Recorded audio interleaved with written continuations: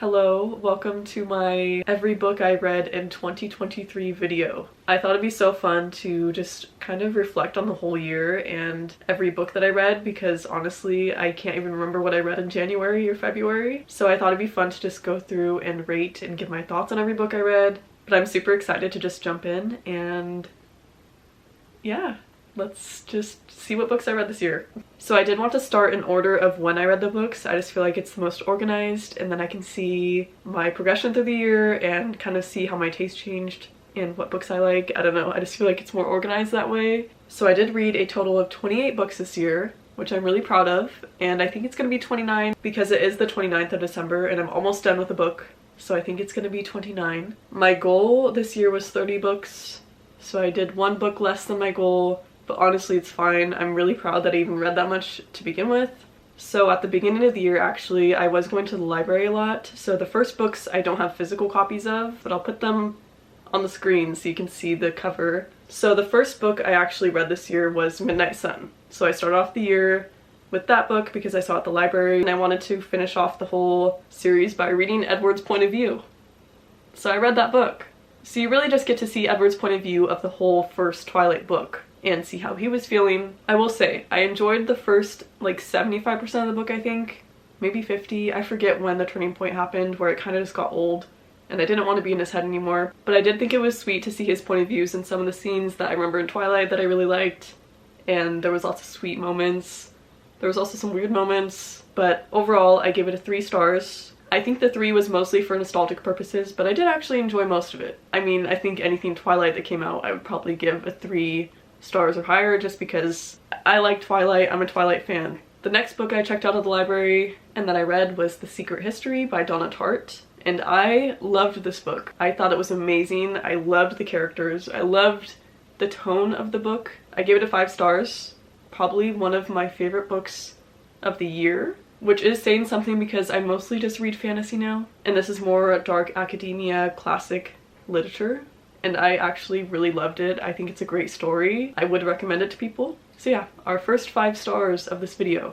The next book I read was pretty random. I picked it up at the library literally knowing nothing about it, never heard anything about it. Mostly I just liked the cover, so I checked it out, and it's called Bone by Faye Mien, and I don't know how to pronounce the last name, but I will put it on the screen. I did end up giving this book a 3 out of 5 stars. I don't really remember a lot about this book. I did read it in January, so that was a long time ago. It is about a Chinese American family, and we do see the point of view through the first generation daughter of the family. Her family were immigrants, and it just went through their hardships and went over her past. I did really like how it was written. I remember it kind of went back and forth between past and present. I think this book did make me cry because there are some sad scenes. There's also trigger warnings, so please look those up before you read it. But yeah, I gave it a 3 out of 5. It wasn't bad, and I enjoyed the storyline. So the next books I read was a whole series, and this is the start of my fantasy obsession. And of course, none other than the A Court of Thorns and Roses series. Of course, I had to start with this series because I've seen it everywhere, so I had to. I just had to, and I've heard only good things.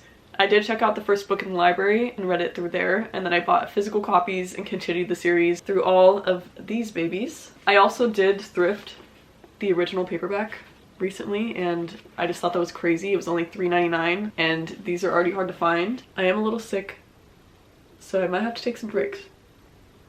I obviously loved the storyline. I loved the characters. I will say though, I loved the first book, and lots of people said it was boring and didn't like it, but I loved it, and that's the whole reason why I got into the series in the first place, because it was such a page turner. And I honestly gave this one a 5 stars, and it's honestly probably tied for my favorite book in the series. So I gave this one a 5 stars. I gave A Court of Mist and Fury a 5 stars.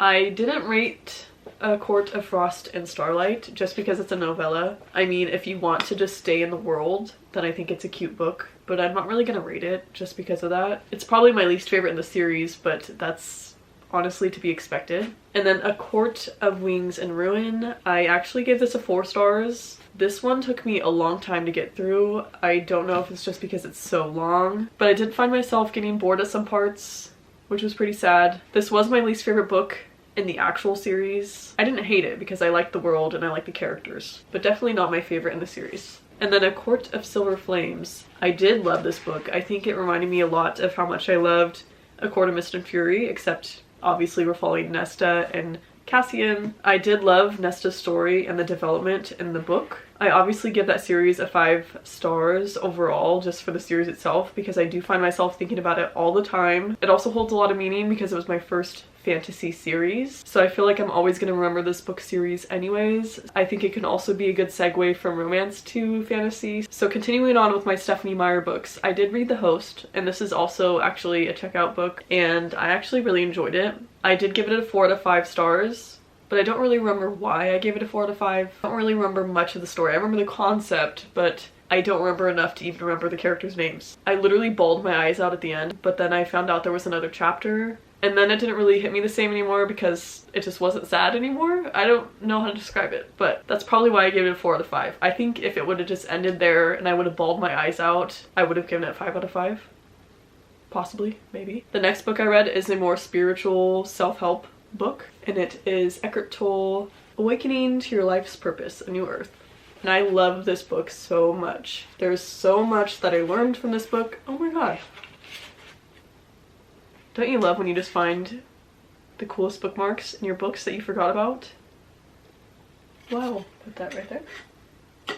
I think there was so much wisdom in this book and so much that I can apply to my life and that I relate to, and it is just so amazing. If you want a self-help book or if you are spiritual at all in any sense, I think this is amazing. I know I'm going to reread this all the time and recommend it to everyone who asks.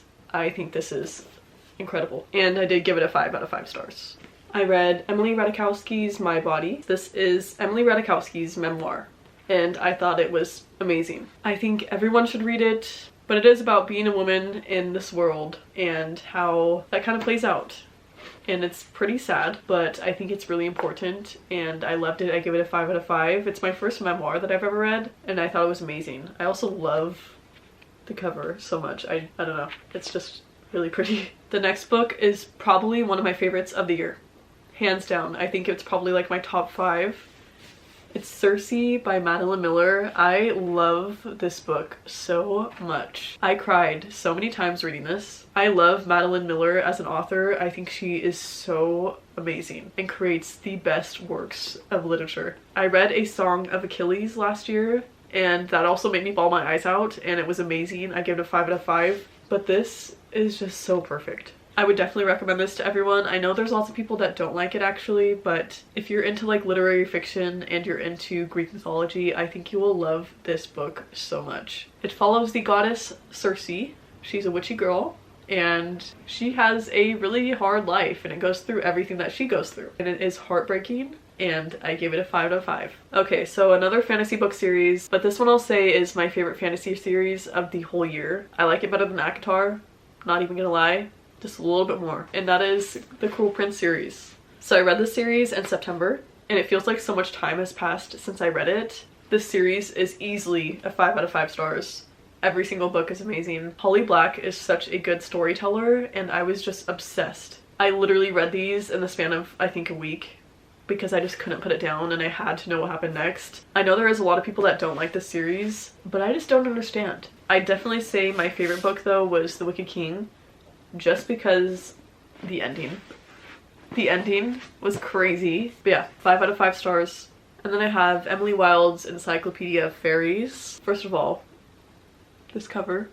I do want the UK cover because that one's even more beautiful. I really enjoyed this book. I thought it was so fun and sweet, and I loved the world in it. The writing in this book is a little more historical and proper, but I enjoyed this so much. I thought the romance was so cute. And I gave it a 4 out of 5 stars. I did really enjoy it though, and I'm definitely going to pick up the next one because I think this is going to be a series. And I'm really excited. I thought it was sweet. Legends and Lattes by Travis Baldree. I did go into this knowing that it's just a low-stakes, cozy fantasy book. So I enjoyed it because I didn't know that. If I didn't know that going into it, I don't think I would have enjoyed it as much, but I thought it was adorable. And it's a perfect book when you just want to cozy up and read something cute. You follow Viv and her journey of having her own coffee shop, and I loved when they talked about things that they were adding to their menu and just making coffee. It was so cute and nice, and I really enjoyed it for that, so I give it a 4 out of 5. I don't think I'll be picking up the next book though, just because I like this one just on its own.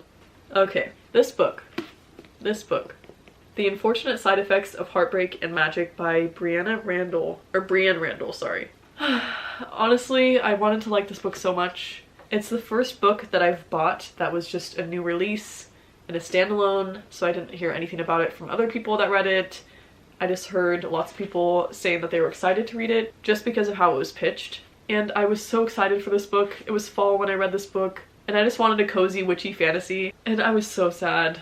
I was so sad. I think I still gave this a 3 out of 5. Honestly, I might say that it's a 2 out of 5 just because it's so disappointing. I will say though, I did enjoy the recipes that were included in this book, as well as when they were baking and explaining how they were baking. That was sweet. I also think I did cry for a part of the book, but only because I liked the relationship between her and her grandmother. I don't know about you, but when I pick up a witchy book, I didn't really expect it to be a Christian-based book. I also didn't like the romance at all.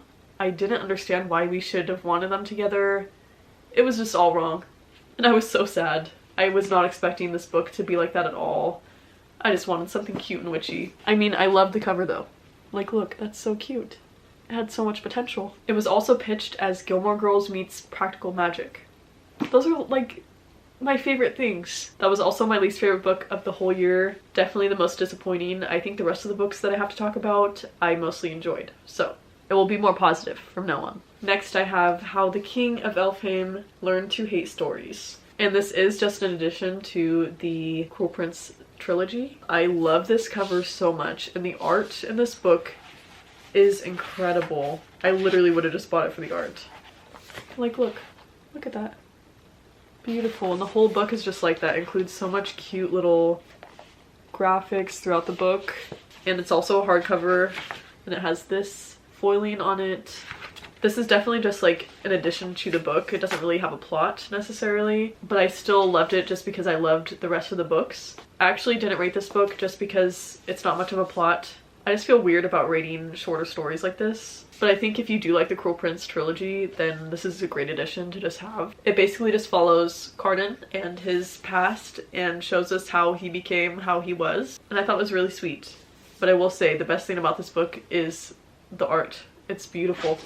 Fourthwing by Rebecca Yarros. Love. 5 out of 5. A great book. I also got the holiday edition, and it has beautiful sprayed black edges, and I love the colors on this more than the original. I do have the original copy as well, but I'm probably gonna sell that one. But I think this is also one of my favorite books of the year.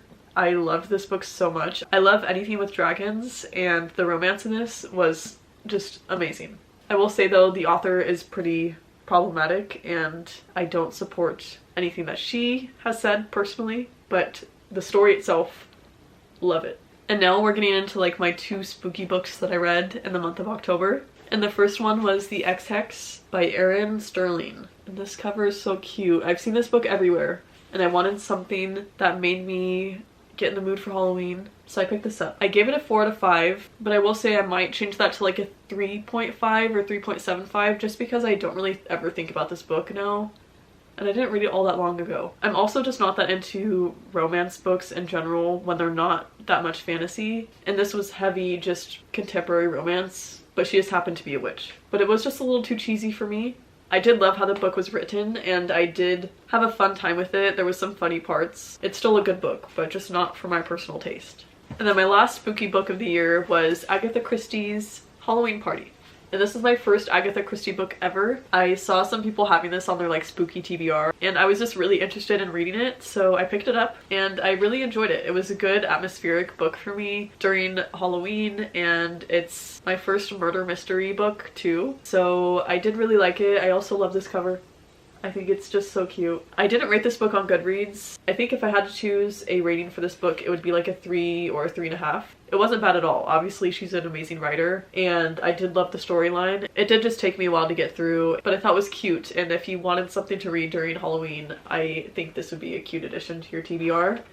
And then we have Iron Flame. And obviously I loved Fourth Wing. I did pre-order this, and it has the black sprayed edges as well, and I just think it looks so good with the Fourth Wing holiday edition. I did give this a 3 out of 5. I just really didn't enjoy this one as much as I enjoyed Fourth Wing at all. It wasn't a bad book though, and since I did like the characters, I still read it and partly enjoyed it. I think it was just too long of a book, and I just didn't really have like a great time with this. I felt like I had to force myself through it sometimes. So if I had to choose my favorite book of the year, I am almost positive that it is this book. And that's Powerless by Lauren Roberts. Oh my gosh, I'm obsessed with this book. I read it so fast. It is everything I wanted in a book. It's also a new release. It's also a new author. It's incredible. I cannot wait for the next book.